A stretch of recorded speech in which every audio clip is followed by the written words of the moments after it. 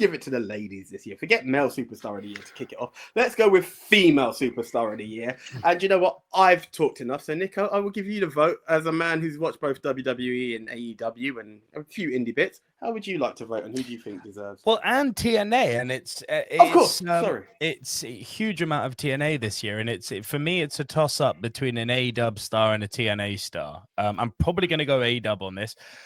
The TNA special mention has got to go to Jordan Grace. I thought taking the title off of Trinity and holding it for as long as she did, as well as her appearance at the Royal Rumble, where frankly she made the others look like amateurs. It was amazing how good she looked, and I don't just mean in stature. I mean in the way she moved around the ring. I mean in her general ability compared to all of the so-called best company in the world ladies' ability. She put them to shame. Massive shout to Jordan.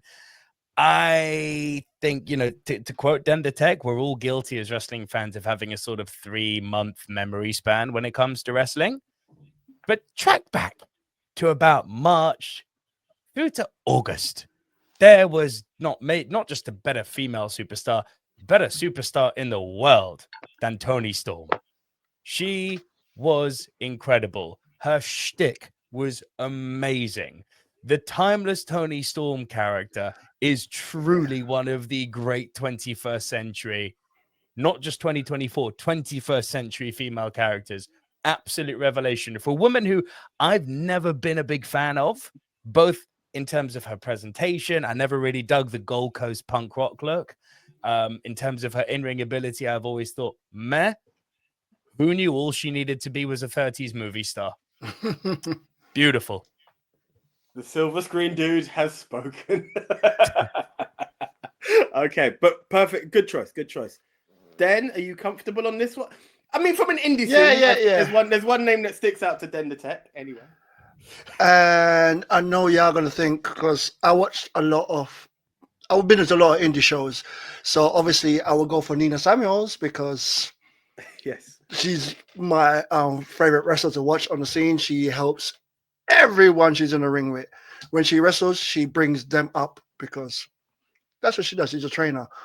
But also, recency bias, Danny Luna from just like go for Riot Cabaret. What she did there all night, there was an injury and she could have stepped in on this part and that held the night together. But it wasn't just that. She was there for every pay-per-view I went to, every indie show I went to was that. I was going to put my girl, because at the start of the year, no one was really talking about her, but she was keeping the division together. Yes, I was going to talk about Bayley. Yeah, you heard what I said. Because when everyone was upset the fact that they didn't put her on the WrestleMania poster, they weren't talking about her, but she was the one putting everything together, keeping everything structured. Became champion, became the babyface that everyone wanted to see again. And then they just took the ball and threw it down. They didn't drop it, they threw it down hard. And now, it was wait for their girl, the one that everyone loves right now, who got injured, so they had to wait. Instead of just moving on with the story, they just wait. But anyway, let me not rant. I've got to pick someone. I know you, by the way, Double V, Toni Storm, brilliant pick. Brilliant pick. I was going to pick it back on that, but I'm going to stick with what I was going to say, which I got written down here. I'm going to stick with Bayley. Just the start of the year, part of Bayley. For my best of the year. Nice. Yeah, for me, it was between Timeless Toni Storm and Rhea Ripley. Very close between those two. Because Rhea Ripley equally has done some amazing things this year. To the point where, there are similarizations to like China and even her surpassing that, but at the same time, Rhea Ripley has been known for quite a long time now. She's been in the game, and like this is not the first time where she's kind of set that trail ablaze and has stood out. Whereas, because obviously the gimmick that she has now She's comfortable in it now, and you know, it's just one of those things. Whereas Timeless Tony Storm, out of nowhere, this character came out, and it just literally shot to the moon. She literally became AEW's darling, like literally AEW's like top champion, and she held it for a very long time as well. Not only did that character get over, like um, it was just amazing. Some of the wrestling matches that she had, the storylines that she got involved in, some of the things that she literally did off. She was able to kind of like be herself and like run through with that role, so she had a bit more freedom, and it was just brilliant. Some of the things that she had done over that last year. So for me, I'm gonna say chin up, tits out, Timeless Tony Storm as the female wrestler of the year. Cool. Okay, so yeah, man, it's been a great year for women's wrestling, and there are so many people who I could pick. They were talking about indies, yeah. You know, it's definitely I would definitely have to go to like Nina Samuels, yeah, Alex Windsor, Danny Luna, like they've all done their bits. Even from the Rosa coming, like a House on Fire, she's done her bits, man. Yeah, like you go to TNA. How can you not look at like people like Marsha Slamovich? How can you not look at Jordan Grace and what she's done? Yeah, and NXT got to shed a special shout to NXT, man. Roxanne Perez, man, and like all of the girls, man. Julia, like Stephanie Vicario coming in, they're all done their bits. But I'm looking to the WWE for my pick personally. Yes, I could go Rhea. Rhea's done a lot of stuff this year. And you know, she's one of the hood ornaments of the company.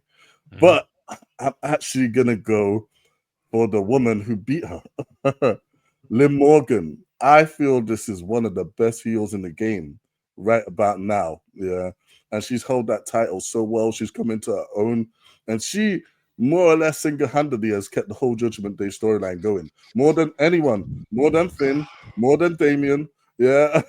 Like her storyline against Rhea, stealing her boyfriend at SummerSlam, that's an infamous moment. How can like Dominic like go heel again when he's already heel? Because Yeah. of Liv, He's they the made only it man who happen. turned from heel to ultra heel. Yeah, exactly. He leveled up. Yeah, but now that Liv as well has made that title interesting, and again, we're interested to see if Rhea will like get back off her. That's been the chase. It has been a long time since they've had that classic feud where there's been like a dominant champion and then the top babyface chasing them. Yeah, and Liv has like pulled it off in spades, man. So yeah, Liv Morgan is my women's superstar of the year. That's Cool, a great cool, pick, cool, and cool. she's been a super breakout talent. She has been good. One of the things I've got to credit Liv with, which is it's mad because we look at the Rhea Ripley run of last year, and the question was always who was the contenders or whatnot. Even though it's funny what Judgment Day was meant to be and how Judgment Day evolved thanks to her. And I'd even give a credit to Damien in that. But Liv, as you said, Tone, has done a lot, and I think the title defenses have been quite. They've been. It's weird because some of them that she's not going to win. Some have only been Liv, but like she's done really well and she's evolved and leveled up, become an ultra villain. The pairing with Raquel Rodriguez is nice as well. TNA, Crown Jewel champion as well. What's that, sir? Crown Jewel champion as well, if that matters. Exactly. To anyone. She got that, which I should have really voted for had I not tried to go for Tiffany Stratton. On the indie scene, which is mainly the way I think I'm going to vote for this, Danny Luna's been amazing. I think last year would have been Danny for me. Yeah. Nina has been tops. Sapphire Reed blew my socks off at a Purpose show. Yes. If you could talk about intergender, what I've seen Sapphire do at a Purpose match outdoes anything I've seen anyone do on a gender versus gender match in a triple threat match to crown a number one contender. However, my female superstar of the year has to be Alex Windsor, because what she done with Danny at a Rev Pro show was absolutely insane. From the time that she lost, when we saw Danny beat her for the title last year, to the rematches, to the dog cage match that we saw, which was absolutely batshit crazy, followed by a loser leaves Eve match, to a match against Nina Samuels. Like any promotion I've seen her in, throw in the Cutthroat Collective that Rev Pro have done. She has gone leaps and bounds from a person that I literally saw her at Impact, and then the next time I saw her, she attacked my girl, and I'm like, F you, Windsor, to just having to sit back and go like, I can't boo this woman anymore. Like, Alex Windsor has absolutely owned it for me on the indie scene. So I think that's definitely my pick. But I think we've got a nice collective here in the fact that TNA, I think we can all agree, Jordan Grace. Is there any? Oh yeah. Hell Yeah, yeah. Jordan Not even a Grace. competition. Jordan maybe Grace. Maybe Marsha, but it has to be Jordan. AEW, I think, had it not, if I was to go on an overall Timeless. Timeless Tony Storm is the ultimate standout for me. But I think I'm on the indie scene. So look, AEW is Timeless Tony Storm. We have a bit of a war on the WWE front, and this is what I'd like to see. No war here. No, because we've had Rhea, Liv, and Bailey. No, man. It's Liv. It's Liv. It's Liv. It's Liv. Liv has had a breakout year. She is finally cemented herself as an actual superstar. She's not just 100%. She's not just the back. She's not just the booty between the back and the booty anymore. Like this girl, no, this girl's certified now. She is a Trish Stratus in the making. The way they're pushing her now, she's really broken out. I'm glad we agree on that then. And then and I just want to hear on an indie front, is there any challenge? Because I just want to put it out there. I might just do a little award. Well, I said Nina Samuels would be the girl I would pick. If we're talking about Nina, I would pick, but you made a great point because Nina was there to elevate everyone else. Nina would wrestle the first time this person's wrestling, or there's someone green in the company. So that's the type of people Nina go up against. So the matches are not gonna be like classic matches, but Nina's carrying them through it. But when you got Alex Windsor now putting down classics, you gotta go with Alex. Cool. For me, anyway. Can I make an argument for Nina? Whereas I agree with what you're saying, it is definitely a thing where Nina helps elevate everyone. But what we've got to realize is we've seen her on almost every indie show we've gone to. Yeah.